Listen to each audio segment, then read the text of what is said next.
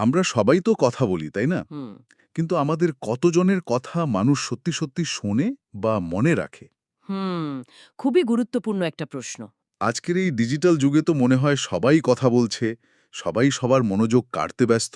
একদম একটা চিৎকারের মতো অবস্থা। এই পরিস্থিতিতে দাঁড়িয়ে অর্থবহ যোগাযোগ করা কি আদৌ সম্ভব?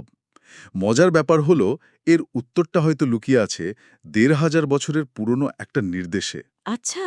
হ্যাঁ, আমাদের হাতে আহমদিয়া মুসলিম সম্প্রদায়ের বর্তমান খলিফা হজরত মির্জা মাসরুর আহমদের একটি ভাষণের সারসংক্ষেপ আছে। ওয়াও। আর সেখানে কার্যকর যোগাযোগের ৩টি মূল নীতি নিয়ে কথা বলা হয়েছে। ইন্টারেস্টিং। চলুন আজ দেখি এই প্রাচীন জ্ঞান আজকের দিনের একজন সিও বা সোশ্যাল মিডিয়া ইনফ্লুয়েন্সারের জন্য, মানে তাদের কমিউনিকেশন স্ট্র্যাটেজির জন্য কতটা প্রাসঙ্গিক হতে পারে। বিষয়টা আসলেই চমকপ্রদ, কারণ এই আলোচনাটা কিন্তু শুধু ধর্মীয় প্রচারের মধ্যেই সীমাবদ্ধ নয়। না, একদমই না। এটা যে কোনো ধরনের কার্যকর যোগাযোগের একটা ব্লুপ্রিন্ট বলা যেতে পারে। এখানে মূল ফোকাসটা শুধু কি বলতে হবে তার ওপর না। বরং কিভাবে বলতে হবে সেটার ওপর। ঠিক। এবং তার চেয়েও গুরুত্বপূর্ণ হলো যে মানুষটা কথা বলছে তার নিজের চরিত্র বা বিশ্বাসযোগ্যতা কতটা।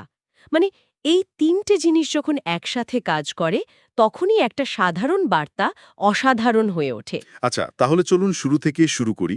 এই আলোচনার ভিত্তি হল পবিত্র কোরআনের একটি আয়াত। সেখানে বলা হয়েছে, তোমার প্রতিপালকের দিকে আহ্বান করো জ্ঞান ও উত্তম উপদেশের মাধ্যমে, এবং তাদের সাথে সর্বোত্তম পন্থায় বিতর্ক করো। হুম। তো এই যে তিনকে বিষয়, জ্ঞান, উত্তম উপদেশ আর সর্বোত্তম পন্থায় বিতর্ক, হ্যাঁ, এগুলোকে একটু সহজ করে বললে, মানে আমাদের আজকের দিনের ভাষায় বললে কি দাঁড়ায়? অবশ্যই। দেখুন, প্রথমটা হলো হিকমত বা জ্ঞান। এর মানে কিন্তু শুধু তথ্য জানা নয়। আচ্ছা, আসলে এর অর্থ হল আম, সঠিক সময়ে সঠিক জায়গায় সঠিক মানুষের কাছে সঠিক পদ্ধতিতে কথা বলা। অর্থাৎ শ্রোতার মানসিক অবস্থা, তার জ্ঞান এবং পরিস্থিতি, এই সব কিছু বুঝে কথা বলা। বুঝেছি। দ্বিতীয়টা হল মা উইজাতে হাসানা বা উত্তম উপদেশ। এর মূল কথাটা হল সহানুভূতি এবং নম্রতা। এমনভাবে কথা বলা যা মানুষের হৃদয়ে স্থান করে নেয়, তাকে উত্তেজিত বা ডিফেন্সিভ করে না আর কি। আর তৃতীয়টা? আর তৃতীয়টা হল সর্বোত্তম পন্থায় বিতর্ক। মানে যখন মতের অমিল হবে, তখন আক্রমণাত্মক না হয়ে যুক্তি দিয়ে সুন্দরভাবে নিজের বক্তব্য তুলে ধরা। কিন্তু আজকের সোশ্যাল মিডিয়ার দিকে তাকালে তো ঠিক এর উল্টো চিত্রটাই চোখে পড়ে।